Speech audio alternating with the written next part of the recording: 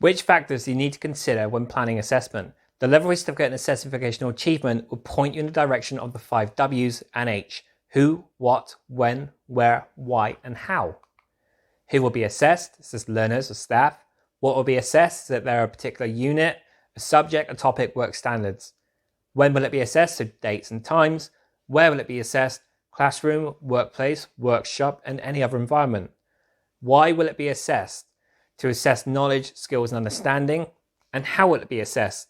The type, so initial, formative, or summative. The methods, observations, assignments, tests, questions, looking at work products.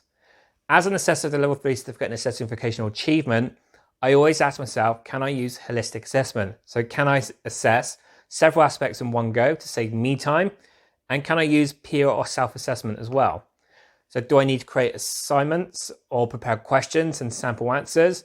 So for this course, I had to prep it all. Lastly, what your learners' prior knowledge and experience. So this will help you to plan assessment to your learners' needs.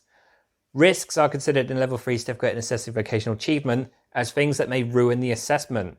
So let's talk briefly about plagiarism. Can learners plagiarize work? Can they work together? Can they copy each other? Can they copy my blogs or my materials? And the answer is yes.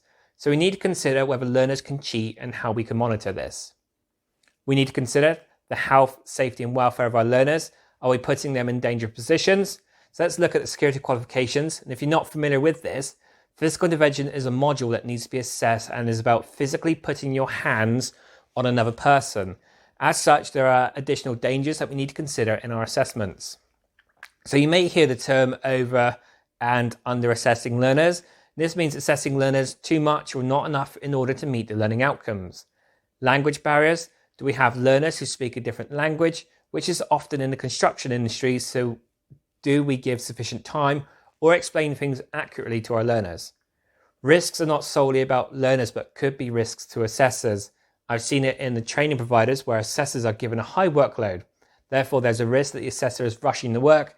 There may be pressures upon the training provider as well, passing learners to meet targets, and you often hear this about schools in the news. The best piece of advice I can give you is to involve your learners in the process. Do they have any specific dates they can attend, times, access, language needs, learning difficulties, shift patterns? Unless you ask them, you won't know, so keep them involved in the process so that you can meet their individual needs.